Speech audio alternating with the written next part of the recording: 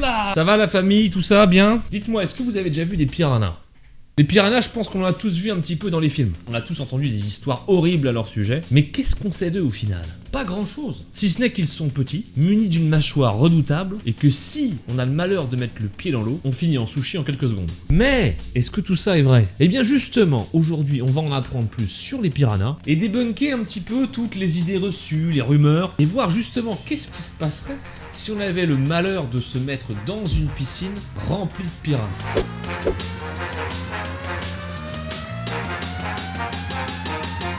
Alors la première chose avec les piranhas, c'est qu'on dit souvent qu'ils sont petits. Alors tout de suite on pense à un poisson rouge, un truc vraiment ridicule. Sauf qu'ils mesurent quand même jusqu'à 60 cm de long.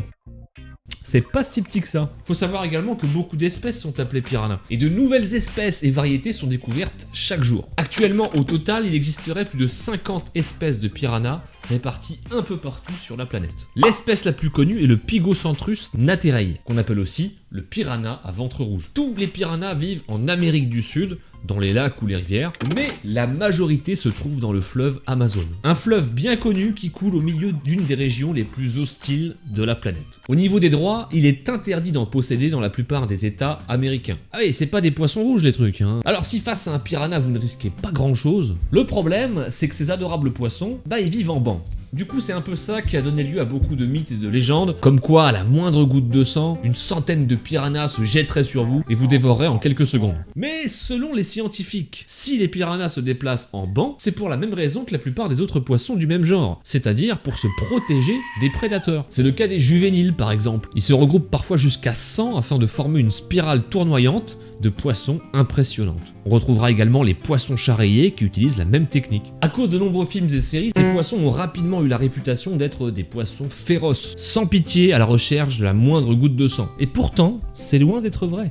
En réalité, la plupart des piranhas sont omnivores et ils mangent le plus souvent des graines. Alors bien sûr, d'autres espèces mangent également de petits poissons, des crevettes, des vers ou encore des cadavres d'autres poissons, ce qui est très utile. Les attaques contre les humains restent donc très rares, mais elles ont existé. La plupart, on les doit à l'espèce qu'on a citée plus haut, le piranha à ventre rouge. Et pour cause, cette espèce est considérée comme l'une des plus dangereuses et les plus agressives. La technique du piranha à ventre rouge est très rodée. Ils vont d'abord se disperser à la recherche de nourriture. Un éclaireur est alors choisi. C'est lui qui signalera la présence de la moindre trace de nourriture. Une fois qu'une proie est identifiée, c'est un vrai manège ordonné et préparé qui se met en marche. Chaque piranha va alors mordre à tour de rôle tout en laissant la place à celui qui le précède. Et ainsi ne laisser aucun répit à l'animal pris en chasse. Un seul piranha peut manger jusqu'à 2,5 grammes de viande par jour. Si ça peut paraître peu, imaginez une centaine ou un millier de ces poissons qui se jettent sur vous. Ça suffirait à faire disparaître 125 kg de viande en quelques minutes. Pourtant, derrière cette réputation de tueurs agressifs, les piranhas sont des poissons extrêmement peureux. C'est principalement à la saison sèche qu'ils peuvent devenir extrêmement dangereux pour l'homme. À cette période, les piranhas se retrouvent souvent prisonniers de points d'eau asséchés. Le cannibalisme est alors très fréquent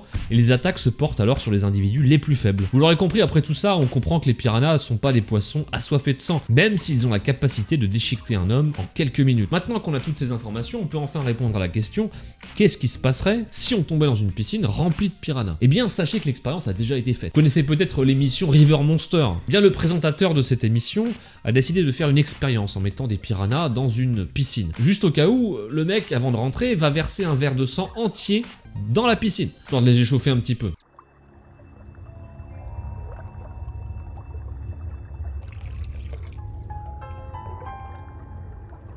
Puis il met un morceau de viande.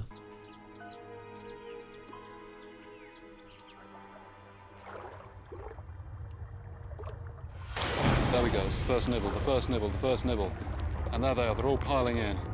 Once the first one started, there we go, they're all over it now. Comme on peut le voir, le morceau de viande fait pas long feu. Du coup, à sa place, moi j'aurais dit: non mais écoutez, voilà, bon, je pense qu'on a fait l'expérience, hein, c'est pas... voilà. Non, moi je rentre pas par contre là. C'est-à-dire que, voilà, je veux faire des enfants encore, donc... Mais ça n'a pas arrêté le mec. Le gars est allé dans la piscine. Et vous allez voir qu'en plus, sa position est un petit peu...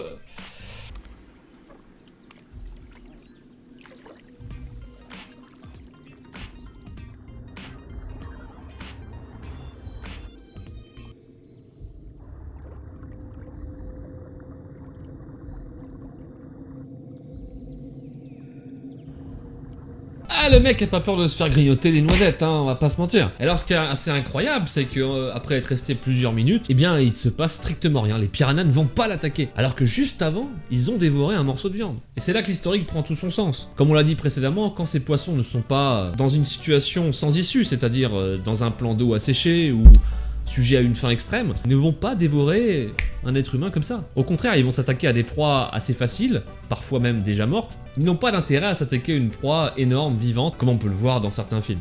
Voilà, j'espère que vous en avez appris un peu plus sur les piranhas et que cette vidéo vous a intéressé. Si c'est le cas, n'hésitez pas à laisser un petit pouce bleu comme d'habitude. N'hésitez pas à vous abonner si vous aimez ce genre de questions existentielles parce qu'on s'en pose très régulièrement. Moi je vous dis à très vite pour une prochaine vidéo. Prenez soin de vous. Ciao.